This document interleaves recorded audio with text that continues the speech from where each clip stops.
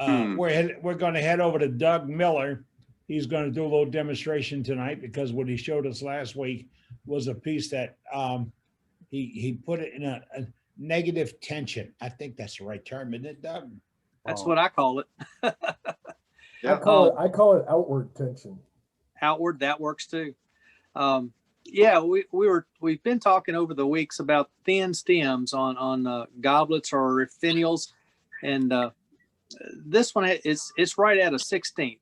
That is poplar. It's a little stiffer than pine, but it's still if you put a lot of pressure on it, if I was turning it, putting pressure in, I'd snap that in a heartbeat without even thinking about it. So when I first started doing goblets, that's what we were talking about and trying to do them as thin as we could. And the guy who gave me some advice said, you got to pull, don't push, pull. And so he had to go through and give me some very detailed instructions on how to do that. And that's what I want to show you here tonight for just a second. Let's see. Got the wrong highlight on. Yeah. Yeah, we can't get T. Bruce's brace is still there. I had them. Now we got them.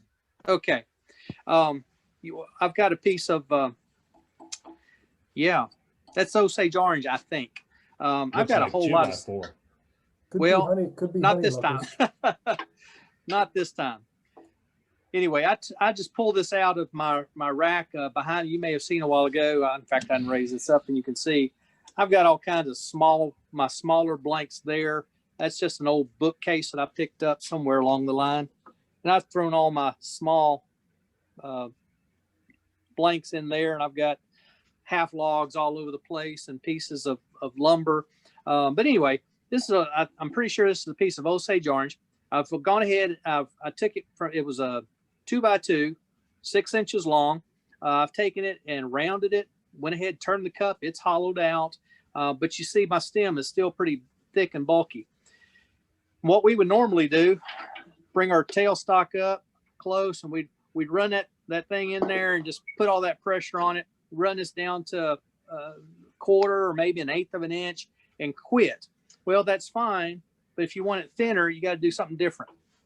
So I'm going to do a couple of things. One, I'm going to cover this. I'm going to put my cone center on there. Of course, I've got to have my little rod here to hold that shaft still. This is just the standard, what is that, 3/4 tin thread that we've all made. Hopefully, we've all made soft chucks with, or soft. What do you call them, Eddie? Soft touch. That's it. Soft touches. Yeah, I made about 4 or 5 of those. Some of them worked, some of them didn't, and then the ones that didn't, it's all my fault. So anyway, put my cone center back in here. I'm going to bring those up, but I'm going to put a piece of paper towel now. This started out as a half sheet, and then I've cut it in half, so we're down to a quarter. I'm going to fold it 4 times. It's just barely big enough to go inside that cup and create a nice pad. Bring my tailstock up, run it in. And I'm going to put pressure on it at this point. Now, Doug, could you have used that soft touch? Could I? Yes, I could. Okay. The only issue is because we're going to tape this. We're going to tape these two together. This gives me a little bit more bulk to tape onto. The soft touch will do it without any problem. And I'm using blue painter's tape. I happen to have it. It's handy for me. You know, I could use regular masking tape. I could use packing tape. I could use electrical tape. Whatever. The tape doesn't matter. What you're doing is making that cone or soft touch, whatever it is, and the cup of your goblet one. Let's see, if I lock my spindle, it'd be a little easier. And I go a little overboard. I'm going to over tape it. I don't want it to let go. Not that that's too much trouble. Now, the problem you have, and I'll tell you this right up front, once you get this stem down to a 16th, you go to take that tape off. It's easy to twist that cup and all this sits still, and then you're done. Now, let's see. I need to. There we go. I have also pulled my live center out of my tailstock. I found that if I can tape that to my actual quill, that works. That helps keep it in. Oh yeah. You could also use a drawbar if you have a drilled and tapped shaft. But I'm not going to put that much negative pressure. I am going to back it off. And what I want to do is just enough pressure so that this cup is not going to start vibrating a whole lot. I don't want to pull it out. So now I'm ready. I've got negative pressure, or whatever you want to call that, and I can turn this to any thickness I want or thinness that I want. I normally try to start off pretty slowly and speed up the lathe. We see the tape flickering, but that's not the cup flickering. That's the tape. Right. That's just the unevenness of the tape. And I may be out of straight just a hair, but that's really not going to matter. I'm up at, let's see. There we go. I've got that up to 1500. Yeah, that makes the tape look straight. Yeah.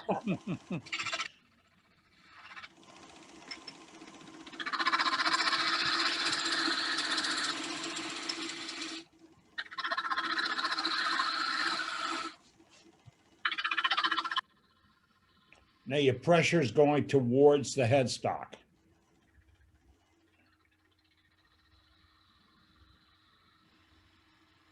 So Brenda, this would be the same concept on the flower bud that you were trying to do. No, you said that wrong. The pressure is going outward, away from the headstock. Yep, exactly what I was thinking. I'm paying attention. No, I meant the tool pressure. He's cutting to the headstock. Cutting towards the headstock. Yeah, that's where he's got a better control. I'm sorry, I said it wrong. I see.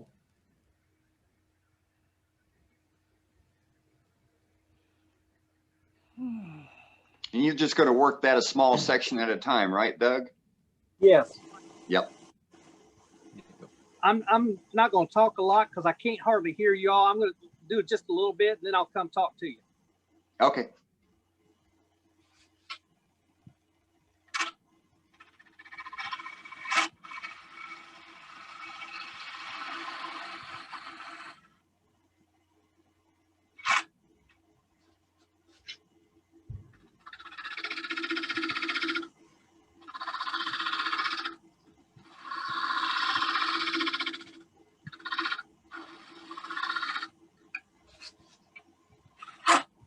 So it looks like you're using a 1/2-inch bowl gouge.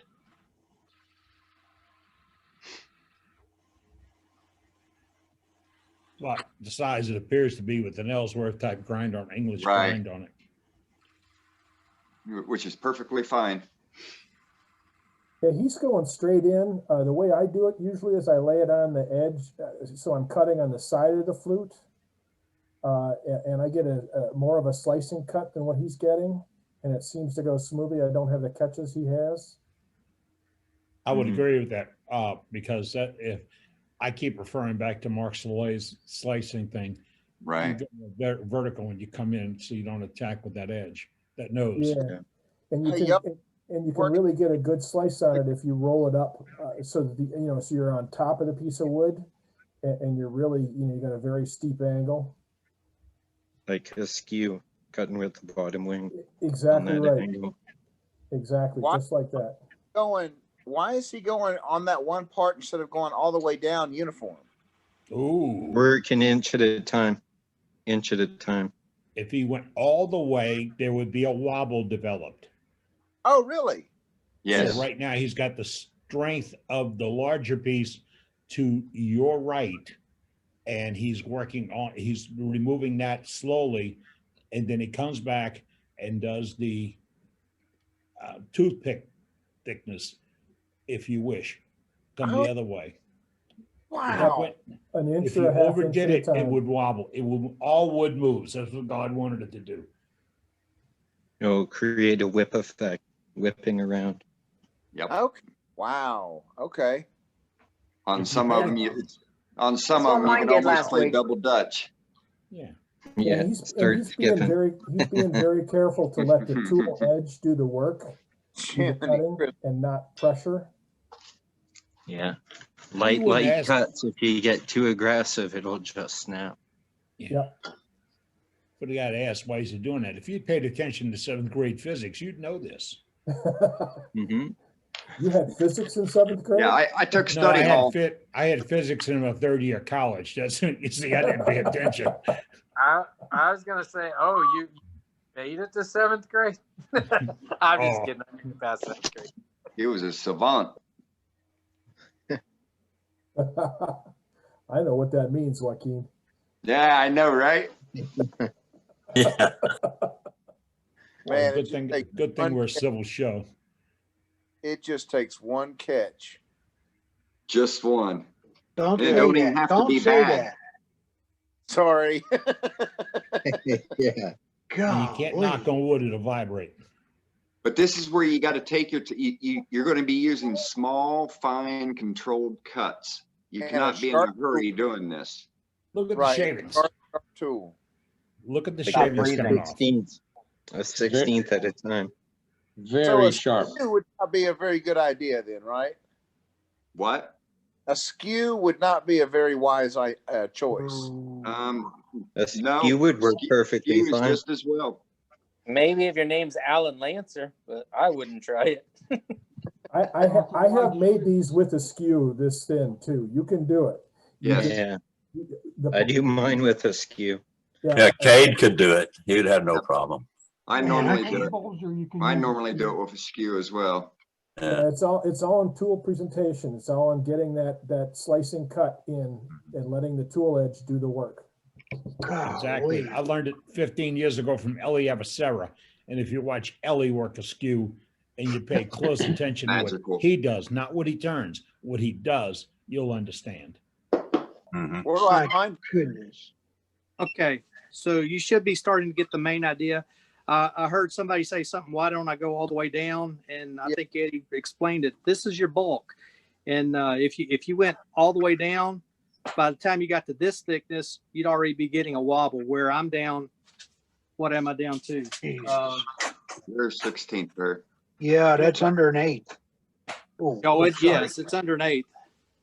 3/32. Listen to you guys with all these big numbers. It's We about got big. calipers too. I'm at 5/64. Great job, Doug.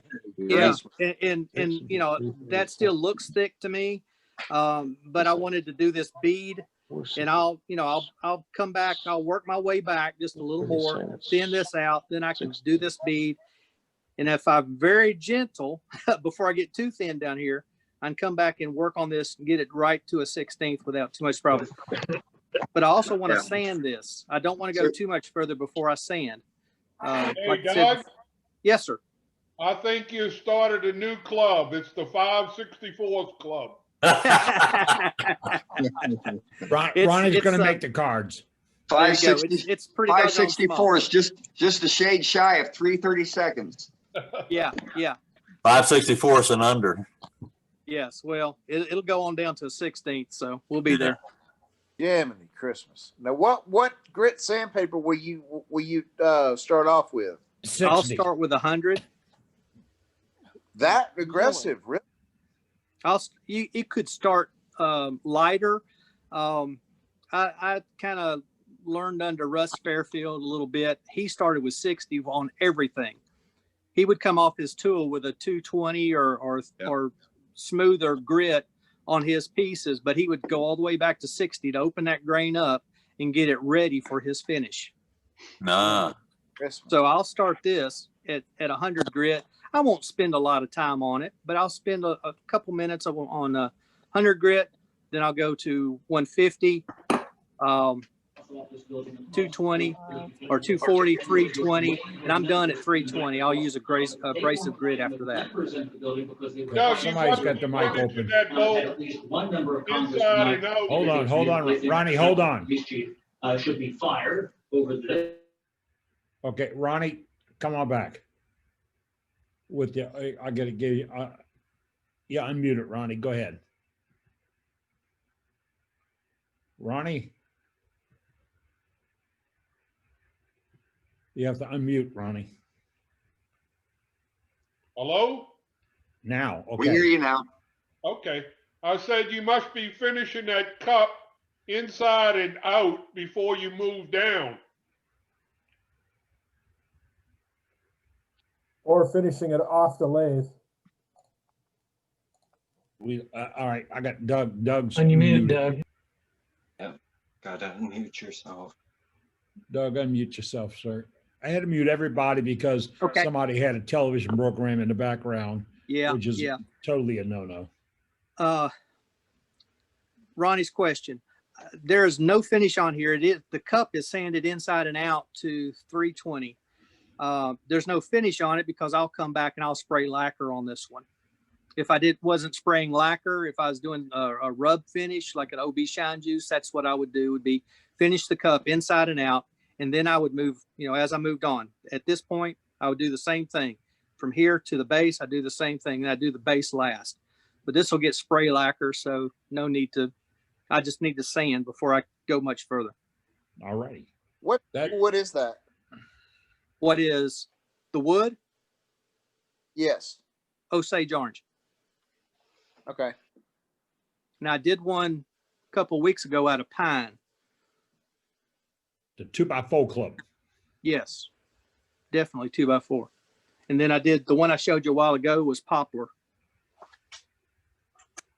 Did you put a stain on that poplar? No, sir. That's natural green poplar. Yeah, Poplar. 'cause normally it's white or having shades of gray to pinkish blue. I haven't seen green like that. Oh, Yeah, the poplar in this area is a lot of it is very, very green. In fact, I've still got the stub here somewhere. This is what it came off of, and it's the light's terrible on it, but there you go. You can see it's still green. Just the goblet's got lacquer on it. That's got about 6 coats of lacquer on it, where this is raw. Right. Yeah, that's what my poplar looks like too. It's green like that. Yeah, Here in it Michigan. can be cream, it can be green, it can be bluish. It can have all Poplar kinds is of good to color. turn. It's a good wood to Depends on turn. where it grows and the minerals that's in the ground. Yes, Right. yes, You can get pinks in it. absolutely, you can. It'll turn black if it gets struck with lightning. Yes, it will. It'll also catch on fire. Uh-huh. all right. All right, folks. We want to thank Doug Miller in Kentucky for that demonstration this evening. Very helpful, sir. Very helpful. Great idea on the tension holding. It's not Yeah, a pressure just- holding, it's a tension holding. Instead of pushing in, you're pulling out. Yeah, Yep. which gave you, well, it took the wobble out that God puts in wood, which is handy as can be. Thank you, Doug. I appreciate it. Beautiful work this evening and a great demonstration.